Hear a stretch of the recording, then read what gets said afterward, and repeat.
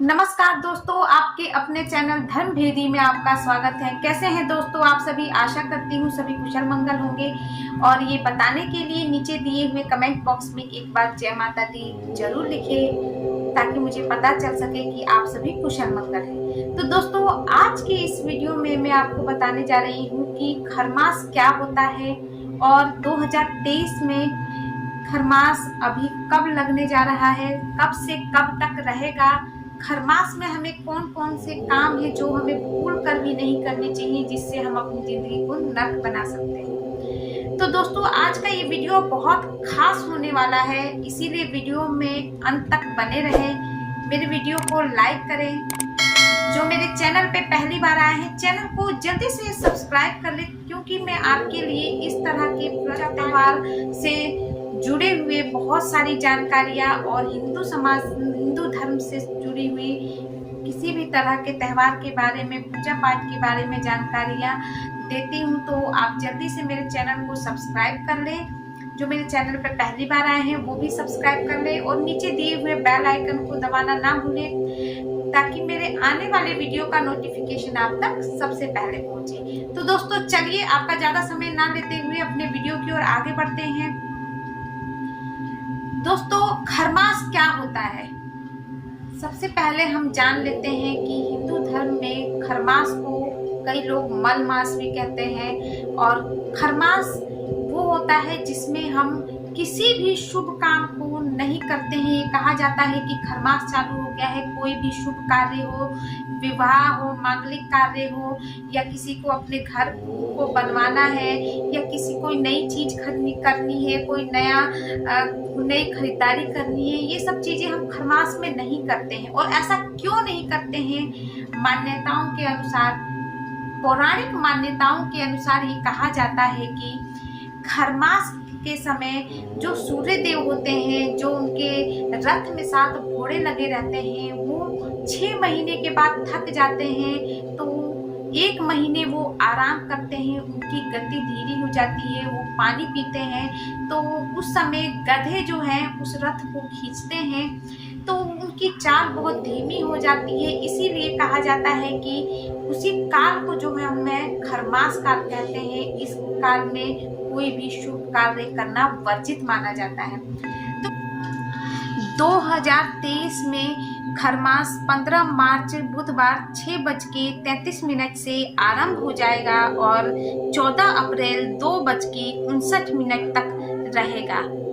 तो चलिए अब आपको मैं ये बता दूं कि खरमास में कौन कौन से ऐसे कार्य हैं जो हमें भूल कर भी नहीं करने चाहिए। आप बड़े ध्यान से सुने, क्योंकि ऐसा अगर हम करते हैं तो खरमास में उस कार्य में हमें सफलता नहीं मिलती है, हर तरह से दिक्कतों का सामना करना पड़ सकता है। तो इसीलिए आप जान लें कि कौन कौन से ऐसे काम हैं हमें नहीं करने चाहिए। सबसे पहली और जरूरी बात, अगर कोई लड़की है जिसकी नई शादी हुई है और वो अपने मायके में है, तो खरमास के समय वो अपने मायके से ससुराल ना जाए। अगर ससुराल में है तो ससुराल से मायके ना जाए। अगर वो ऐसा करती है तो कुछ दिक्कतें आ सकती हैं, कुछ अशुभ घटना उनके साथ घट सकती है। इसीलिए कहा जाता है वो जहाँ है वहीं स्थिर बनी रहे।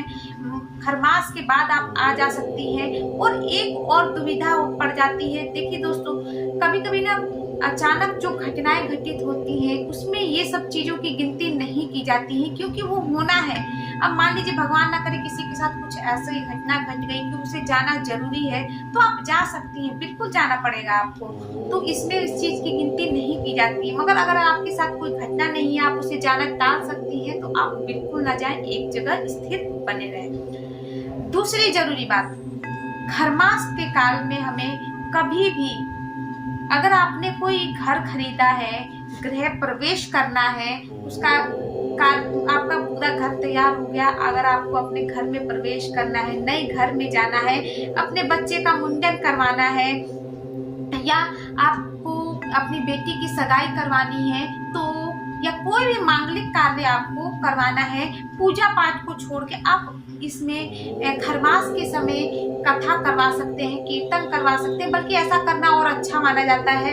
मगर कोई भी मांगलिक कार्य, शुभ कार्य जैसे विवाह हो, सगाई हो, घर में प्रवेश करना हो, मुंडन हो, कान छेदन हो, कोई भी संस्कार हो बच्चे का, तो ये सब काम हमें नहीं करने चाहिए खरमास काल में। ऐसा आप बहुत ध्यान रखें, खरमास के बाद आप ऐसा कर सकती हैं। तीसरी जरूरी बात, खरमास के काल में हमें कभी भी खरमास काल में हमें कभी भूल कर भी कोई भी नया व्रत हो, जैसे आपने कोई व्रत उठाना हो, नया व्रत आप करने जा रहे, कोई त्योहार पड़ गया, तो हमें खरमास के काल में कोई भी नया व्रत नहीं उठाना चाहिए। और कोई भी तीज त्योहार भी अगर पड़ता है खरमास काल में, हमें नहीं, उस साल में नहीं हमें उस व्रत को करना। ये कहा जाता है कि इस साल खरमास लग रहा है और उस खरमास काल में अगर किसी स्त्री ने, किसी महिलाएं ने, किसी ने भी अगर कोई नया तीज त्योहार रखना है, कोई व्रत उठाना है, तो इस खरमास काल में आप ना उठाएं, वर्जित है ऐसा करना, वो शुभ नहीं माना जाता है।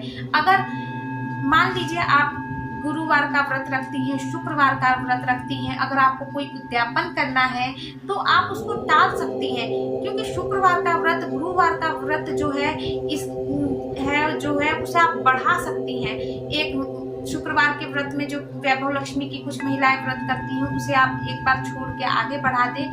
खरमास काल के समय उसका उद्यापन ना करें। अगर आपके बीच में ही वो खरमास के समय में ही उद्यापन का समय आता है तो आप उसे टाल सकती हैं, एक बढ़ा सकती हैं। अगर आपने संकल्प भी लिया है तो एक व्रत छोड़ दें आप, और तो वो महीना खत्म हो जाए, उसके बाद आप उद्यापन कर सकती हैं इसका।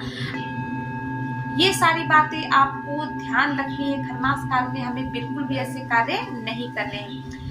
अब चौथी जरूरी बात दोस्तों, चौथी जरूरी बात ये है कि सुहागिन महिलाएं ये ध्यान रखें कि सुहागिन महिलाओं को चूड़ी, बिंदी, सुहाग से जुड़ी हुई अगर कुछ भी सामान है तो वो खरीद सकती है खरमास काल में। परंतु अगर उन्हें नए कपड़े खरीदने हैं, कोई घर में अपने लिए सामान खरीदना है, कोई सोने का सामान खरीदना है, ज्वेलरी खरीदनी है, तो वो खरमास के काल में आप ना खरीदे, खरमास के समय ना खरीदे, उसे टाल दे, अगले महीने आप खरीद ले। अगर ये जरूरी है कि आपको इसी समय लेना है तो आप उसे ले पर यूज ना करें उसे खरमास काल में, आप अगले महीने ही उसे यूज करें। महिलाएं अक्सर ये कार्य करती है कि जैसे किसी की शादी में जाना है, आपको अपने घर में शादी नहीं है तो खरमास के समय नए कपड़े आप खरीद के पहन लेती हैं, तो ऐसा बिल्कुल भी ना करें। इससे बुरा प्रभाव पड़ता है आपके घर में। आप जो पहले से ही है उसे पहन सकती हैं। अगर मजबूरी में किसी लड़की की शादी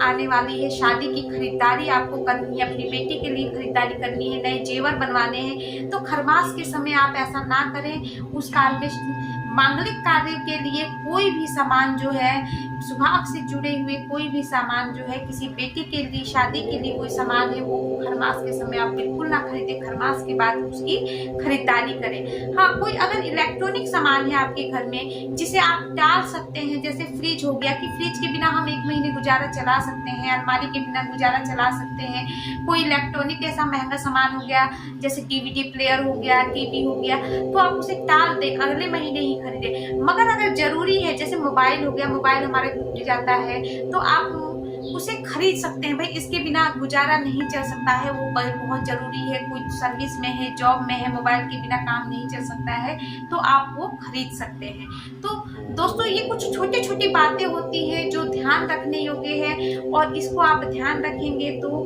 खरमास काल में अपने ऊपर आने वाले संकटों को रोक सकते हैं। और सावधान रहिए, ये सारी छोटी छोटी बातें ध्यान रखिए। खरमास के समय ये सब काम भूल कर भी नहीं करिए।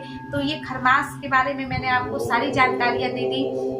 अगर आपको इसके बारे में और कुछ भी जानकारी प्राप्त करनी है तो आप नीचे दिए हुए कमेंट बॉक्स में कमेंट करके आप मुझसे पूछ सकती हैं, मैं जरूर आपको जवाब दूंगी।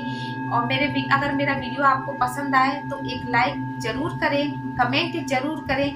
हाँ दोस्तों, ये सारी जानकारियां जो है मैं आपको मान्यताओं के अनुसार, अलग अलग ज्योतिषियों के कथना अनुसार सब जगह से इकट्ठा करके आप तक पहुंचाती हूँ। मानना ना मानना आपका काम है, मगर वो कहते हैं कि अगर हम कुछ चीज़ों को अगर थोड़ी देर के लिए मान ले, अगर उससे हमें फायदा हो सकता है तो वो कार्य हमें जरूर कर लेने चाहिए। अगर मेरा वीडियो पसंद आए तो मेरे चैनल पे जो पहली बार आए हैं वो चैनल को जल्दी से सब्सक्राइब कर ले।